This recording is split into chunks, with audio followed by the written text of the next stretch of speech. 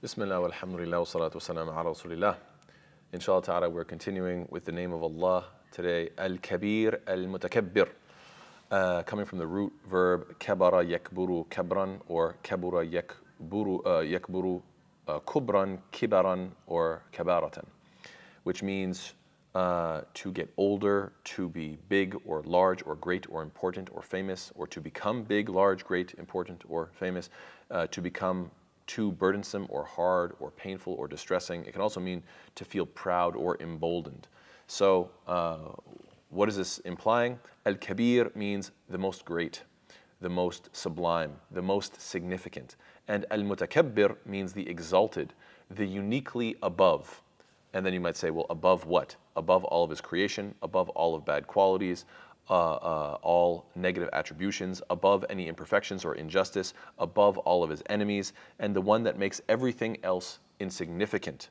Al-Mutakabbir, the one that is so great that everything pales in comparison, everything seems insignificant in comparison. And in fact, they call that extra ta, mutakabbir, that extra ta is what? Ta'ut tafarrud, the ta of exclusivity. Nothing can compare to his greatness. He's not just Al-Kabeer, the most great, but also Al-Mutakabbir, the one who is completely exclusive in his greatness. Nothing can compare whatsoever. Al-Kabeer is mentioned 6 times in the Quran. 5 of those times it shows up with Al-Ali Al-Kabeer, and 1 time with Al-Kabeer Al-Muta'al. Now Al-Ali means the exalted, Al-Muta'al also similar meaning, the one that is the most lofty, the most high, the most exalted, something along those lines. And so what is the correlation between this idea of being something that is lofty or high or exalted being paired with greatness? Why these pairings in each instance, 5 times in one way and 1 time in another way, but still the same concepts coming together? Well, the correlation is, it's a reminder to us that the greater you become, right, Kabir, the greater you become, whether it's in wealth or strength or status or knowledge or power or anything for that matter, then you must elevate yourself more. Why? Because this is the way Allah Ta'ala is. He is the most great, and this is why He is the most high. And so the greater you become in anything, you want to elevate yourself and become more honorable in that behavior. For instance, if you want to take these attributes of Allah subhanahu wa ta'ala and apply them in a way that inshallah ta'ala is the most fitting, so you can get closer to Allah ta'ala, well, the more wealth that you have, the more charitable you should become. This is the way zakah is literally designed. It's based on how much wealth you have.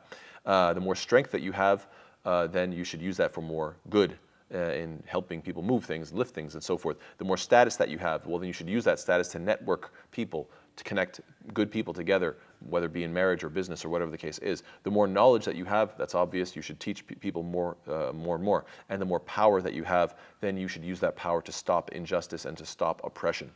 And so, yes, like I said, 5 times Al-Ali Al-Kabeer and 1 time Al-Kabeer Al-Muta'al.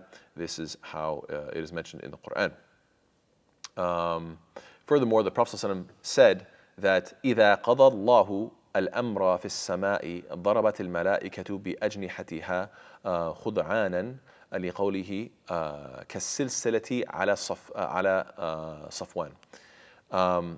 When Allah Ta'ala has ordered some sort of affair in the heavens, the angels beat their wings in obedience to His statement, which sounds like a chain dragging over rocks. So subhanAllah, I'll let you imagine what that sounds like. Chains dragging over rocks, and that's how the wings sound of the angels as they shudder in fear and in awe and reverence of Allah subhanahu wa ta'ala. ذَلِكَ إِذَا فُزِّعَ عَنْ قُلُوبِهِمْ قَالُوا مَاذَا قَالَ رَبُّكُمْ قَالَ الْحَقُّ وَهُوَ الْعَلِيُّ الْكَبِيرُ. Until when the fear has left them, from these angels, from the shaking has finally left them, left their hearts, these angels, they say, what was it that your Lord has said? What was the revelation? What was the verses of the Quran or the command that Allah Ta'ala has sent? And then the response is from Wallahu Ta'ala, but from Jibreel alayhi salam, Al-Haq wa huwa al-Aliyul Kabir. The truth. What did Allah Ta'ala say? The truth. And He is the most high and He is the most great. So these names of Allah of being Al-Aliyul Kabir, the most high and the most great, are in reference to the revelation itself, subhanAllah, very beautifully. And as for the name of Allah, so that has to do with the name of Allah, Al-Kabeer, showing up 6 times in the Quran. As for the name of Allah, Al-Mutakabbir, it is mentioned once in the Quran, and it is connected to the names of Allah, Al-Aziz, Al-Jabbar, Al-Mutakabbir, in the ayah that famously mentions many different names of Allah. هو الله الذي لا إله إلا هو الملك القدوس السلام المؤمن المهيمن العزيز الجبار المتكبر سبحان الله عما يشركون. This is in the end of Surah Al-Hashr, Surah 59, ayah number 23. He is Allah, the one. Other than Him, there is no deity. The sovereign, the pure, the most perfect or perfection, the bestower of faith, the overseer, the exalted in might, the compeller, and the superior. So this is the way one translation puts it. But the point is that yes, Aziz being mighty, Al-Jabbar the enforcer, and Al-Mutakabbir here being the one who makes everything insignificant by comparison. Al-Mutakabbir also can imply what? The one who is too proud. And then you might say, too proud for what? And too proud for only good things, of course. Too proud to see injustice go unpunished. Too proud to let the prayers of the believers go unanswered. Too proud to disgrace those who love and worship Allah subhanahu wa ta'ala devoutly. Allah ta'ala is al-mutakabbir, and too proud to let the righteous be either astray or disgraced or humiliated, etc., etc. There's an interesting hadith. Abdullah bin Umar, he narrates, أن رسول الله صلى الله عليه وسلم قرأ هذه الآية يوما على المنبر. That one time the Prophet ﷺ was reciting a certain ayah on the minbar, and he mentioned what? وما قدر الله حق قدره والأرض جميعا قبضته يوم القيامة والسماوات مطويات بيمينه. That he mentions the verse of the Quran where Allah says, they have not appraised Allah with a true appraisal. While the earth entirely will be within His grip or on His grasp on the day of resurrection, and the heavens will be folded up in His right hand. And then the Prophet ﷺ was gesturing like this, and then he gave a physical demonstration with his hand, moving it back and forth, saying what? So Rasulullah ﷺ يقول هكذا بإصبعه يحركها ويمجد الرب عز وجل الرب عز جل وعلا نفسه. While he was, and the Lord will be glorifying Himself, saying what? So as Allah Ta'ala rolls up this creation, Allah Ta'ala will be glorifying Himself, saying what? أنا الجبار, أنا المتكبر, أنا الملك, أنا العزيز, أنا الكريم. He will be saying, I am the compeller, I am the most great, I am the king, I am the mighty, and I am the most generous. And the minbar began to shake while the Prophet ﷺ was on top of it, to the point that we thought that he would fall down with it. SubhanAllah. Very remarkable hadith, that the Prophet ﷺ would speak with such power, and that subhanAllah, the minbar itself began to shake, and we were worried that it would fall, as he's describing how everything is going to be wrapped up, and Allah Ta'ala will be describing the greatness of Himself. SubhanAllah. So what should be the effect that this name has on us? Clearly a sense of awe. We should recognize and remember that Allah Ta'ala says, وَلَهُ الْكِبْرِيَاءُ فِي السَّمَاوَاتِ وَالْأَرْضِ وَهُوَ الْعَزِيزُ الْحَكِيمُ. And to Him belongs all the grandeur within the heavens and the earth, and He is the exalted in might and wise. So He has all the kibriya, all the grandeur, because He is Al-Kabeer, He is Al-Mutakabbir, that's why. And also we should remember that we ourselves want to become great. Now obviously, will we ever be like Allah subhanahu wa ta'ala? Not even close. Of course, trying to be that level of greatness, this is ridiculous and not realistic. However, we should seek to have greatness in the eyes of Allah subhanahu wa ta'ala, seek to have status and be a great servant in the eyes of Allah subhanahu wa ta'ala. And we should not be impressed with the status of people, nor should we be impressed if people put us on a high status. Yes, it could be a nice thing, but at the end of the day, what matters is not about your wealth or your strength or your beauty. These things will fade. What really matters is the greatness with Allah subhanahu wa ta'ala, having humility and kindness and being charitable and patient. These are the qualities you want to have. Become great. So you can be with Al-Mutakabbir, the one who is the most great. Become great in the eyes of Allah Ta'ala. How do you do that? By having humility, avoid arrogance. The Prophet ﷺ defined arrogance for us and said what? Al-kibru batarul haqq wa ghamtun nas. Pride is the disdain of truth and contempt for people. This is a very comprehensive statement, because when somebody is being arrogant, they reject the truth. And when their arguments don't work, and when people say, listen, you're wrong, and let's explain why, when you have no response, because the clear truth is that you're wrong, what do you do instead? Instead of attacking the message, you attack the messenger. Instead of actually debating the issue, you start making it personal attacks and insulting people and so on and so forth. That's why these two come together so beautifully. Batarul haqq wa ghamtun nas. You reject the truth, and then you have disdain and you look down upon and you have contempt for people. These two things really do go hand in hand. And so we want to, number one, not reject the truth by accepting the truth of Islam. And number two, not show any disdain towards the creation of Allah subhanahu wa ta'ala. It's not as great as of a sin. Obviously, the greatest sin is to reject Allah and to be arrogant towards the truth. But then the next sin after that is to have arrogance towards people and to be, arrogant and reject the truth and attack them personally instead of actually debating the issue, whatever may be, the contentious issue that you guys are talking about. So what is the cure to arrogance? Well, to recognize that everything that you have is extremely limited. Whatever you're proud of, just know that it's limited, whereas with Allah subhanahu wa ta'ala, it's limitless. If you have strength, Allah is the all-powerful. If you have intelligence, Allah is the all-knowing. If you have wealth, Allah is the al-ghani, the infinitely rich, and so on and so forth. So whatever you have is limited, and know that whatever you have has been given to you. It's not like you had it eternally, because you didn't exist eternally. So whatever you have, it was given to you, whereas with Allah ta'ala, He always had these qualities. They were not given to Him, they were always inherent to Him. And furthermore, know that whatever you have will fade, whereas with Allah ta'ala, His perfection lasts forever. So this, when you think about whatever you may be proud of, put it under the microscope for a second and recognize that it's limited in nature. You didn't get it from yourself. It was given to you at a certain point in time, and it will leave you at a certain point in time. When you recognize these aspects, then inshallah ta'ala, hopefully the humility will settle in. We know that regardless of his status, the fact that the Prophet Musa alayhi salam was a prophet, he still went up to his teacher, Khidr alayhi salam, with a sense of humility. This is extremely important. He's a prophet of Allah, and yet still as a student, he has so much humility. We know this from Surah Al-Kahf, ayah number 66, where Allah says, قَالَ لَهُ مُوسَى هَلْ أَتَّبِعُكَ عَلَىٰ أَن تُعَلِّمَنِي مِمَّا عُلِّمْتَ رُشْدًا. Musa alayhi salam said to him, may I follow you on the condition that you teach me from what you have been taught of sound judgment. Very humbly asking to be a student. SubhanAllah, many of us, we don't know anything. Forget about being a prophet, we don't have any status. We don't have any knowledge, and yet we speak so arrogantly. Unfortunately, may Allah forgive us. The Prophet said, what? لا يدخل الجنة من كان في قلبه مثقال ذرة من كبر. Whoever has within his heart even a atom's weight of pride shall not enter paradise. Furthermore, Urwa ibn Zubayr anhu, he said what? رأيت عمر ibn al-Khattab anhu. This is a beautiful story. على عاتقه قربة ماء فقلت يا أمير المؤمنين لا ينبغي لك هذا فقال لما أتاني الوفود سامعين مطيعين دخلت نفسي نخوة فأردت أن أكسرها. Beautiful narration that's reported by Al-Qushayri in his book Al-Risala Al-Qushayri. So this is a story about Urwa ibn Zubayr. He sees Umar ibn al-Khattab anhu when he was the Amir al-Mu'mineen, when he was the Khalifa. And you can imagine, this is the leader of the empire that just defeated the Romans and the Persians. I mean, we're talking about a gigantic empire that is the biggest on earth at the time. So you can imagine this. So he says, I saw Umar with a water skin on his shoulder, basically doing manual labor.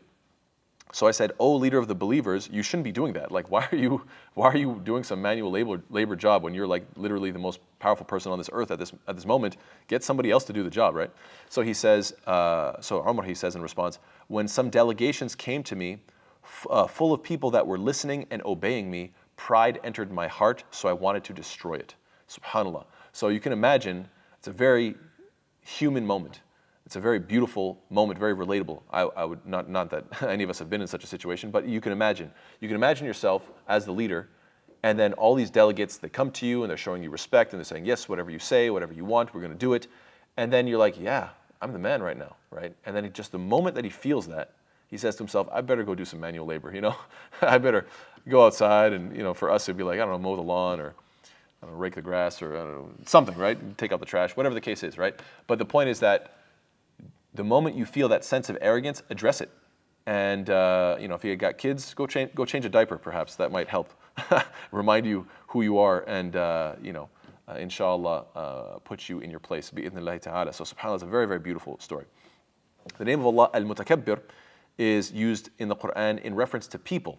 And every time it is used in reference to people, it's a negative. Because only Allah Ta'ala can be Al-Mutakabbir in a positive sense. Only Allah Ta'ala can be proud of Himself, because He has the right to be proud of Himself. When it comes to human beings, Allah Ta'ala 3 times says, فَلَبِئْسَ مَثْوَى الْمُتَكَبِّرِينَ, or فَبِئْسَ مَثْوَى الْمُتَكَبِّرِينَ. SubhanAllah, 3 different instances that Allah Ta'ala says that how wretched is the residence of the arrogant. SubhanAllah, may Allah protect us from being arrogant and having a wretched residence or end or destination. Also Allah says, أَلَيْسَ فِي جَهَنَّمَ مَثْوًى لِلْمُتَكَبِّرِينَ. Is there not in hell a residence for the arrogant? And furthermore, Allah Ta'ala mentions, وَقَالَ مُوسَى إِنِّي عُذْتُ بِرَبِّي وَرَبِّكُمْ مِنْ كُلِّ مُتَكَبِّرٍ لَا يُؤْمِنُ بِيَوْمِ الْحِسَابِ. But Moses said, indeed, I have sought refuge in my Lord and your Lord from every arrogant one who does not believe in the day of accounting. SubhanAllah. So many different ayat describing what you're going to have a Musa alayhi salam making dua. I just want to stay away from these people. Anybody who's arrogant, Ya Allah, keep me out of their presence. I don't want to, follow them on social media. I don't want to, watch their videos or movies or whatever the case is. Keep them away from me. I don't want to be near these people. SubhanAllah, very powerful statement. And then these people are going to have a wretched destination. And furthermore, Allah Ta'ala says what? كَذَلِكَ يَتْبَعُ اللَّهُ عَلَى كُلِّ قَلْبٍ مُتَكَبِّرٍ جَبَّارٍ. Thus does Allah seal over every heart belonging to an arrogant tyrant. SubhanAllah, Allah is saying what? I will seal over his heart. And this ayah is actually further explained when Allah says, سَأَصْرِفُ عَنْ آيَاتِيَ الَّذِينَ يَتَكَبَّرُونَ فِي الْأَرْضِ بِغَيْرِ الْحَقِّ. I will turn away from my signs those who are arrogant upon the earth without right. You will be averted from the truth. Imagine, you could look out the window and see the incredible creation of Allah subhanahu wa ta'ala. You could open up the Quran and find any ayah inspiring you. And yet Allah subhanahu wa ta'ala is saying, if you have arrogance in your heart, I will ensure that all of this guidance will just be averted from you. It will never land. Why? Because your reception, I will, this is the punishment for the arrogant people. Why is this the case? Because Allah Ta'ala tells us in a hadith Qudsi, Al-Kibriya'u ridai wal-'azamatu izari wa man naza'ani wahidan minhuma alqaytuhu fin nar. Pride is my cloak and greatness is my robe, and whoever competes with me with regards to either of them, I shall throw him into hell. Don't compete with Allah subhanahu wa ta'ala when it comes to pride. Rather, you need humility. Only Allah Ta'ala can be proud, and Allah Ta'ala is so proud and so great that everything else pales in comparison. This is why you can't even make a movement, subhanAllah, in salah. You can't even begin your salah without saying what? Allahu Akbar. How amazing is this? Why? Because Allah Ta'ala commanded it. وَرَبَّكَ فَكَبِّرْ, right near the beginning of Revelation in Surah Muddathir, ayah number 3. وَرَبَّكَ فَكَبِّرْ, and your Lord you have to magnify, glorify, mention that Allah Ta'ala is the greatest. Furthermore, why do we say Allahu Akbar all the time? Because it's one of the best things that you could possibly say. As the Prophet tells us, أَحَبُّ الْكَلَامِ إِلَى اللَّهِ أَرْبَعَ. The most beloved words to Allah are 4. Subhanallah, walhamdulillah, wa la ilaha illallah, wallahu akbar. It's part of the greatest things that you could possibly say. Why do we say Allahu Akbar with every movement in our salah? Because recognizing that Allah is unrivaled in His greatness is the essence of tawheed and the removal of shirk. It's also because, number 2, or you could say this is at this point is the 4th reason, because the believer must clear his mind of all distractions, declaring that all other concerns are trivial when standing before Allah Ta'ala. You have to keep clearing your mind. Whatever is distracting me, Allahu Akbar, Allah is greater than that. And with every movement, you are saying what? You're declaring that Allah is greater than whatever may possibly be distracting you. And of course, another reason is because the believer must humbly acknowledge that no matter how much he understands about Allah Ta'ala, his knowledge doesn't grasp Allah's greatness, and hence, regardless of how great you believe Allah is, He is still greater. That's why the statement Allahu Akbar doesn't mean that Allah is great, or it doesn't even mean Allah is the greatest. It means actually Allah is greater than what? Insert whatever you want. Greater. It's a statement that is open-ended. Allah is greater than everything, anything, whatever you want. Allah is always greater and greater and greater. This is why we say Allahu Akbar. Final hadith I want to mention today is that the arrogant, one other reason to stay away from arrogance is because the arrogant will be raised on Judgment Day as small as tiny ants. So your level of arrogance is going to shrink you down. If a person is arrogant, that's how they will appear on Judgment Day. As the Prophet says, what? يُحْشَرُ الْمُتَكَبِّرُونَ يَوْمَ الْقِيَامَةِ أَمْثَالَ الذَّرِّ فِي سُورِ الرِّجَالِ. The proud or the arrogant will be gathered on the Day of Judgment or Day of Resurrection, resembling tiny particles, or you could even say like small ants in the image of men. So basically they will have been shrunk down, demonstrating how tiny they were in terms of their significance. Why? Because they thought of themselves as so great. May Allah Ta'ala protect us from arrogance. May Allah Ta'ala make us humble, especially towards Him, because He is Al-Kabeer and Al-Mutakabbir. Jazakumullah khairan. Wassalamu alaikum wa rahmatullahi wa barakatuh.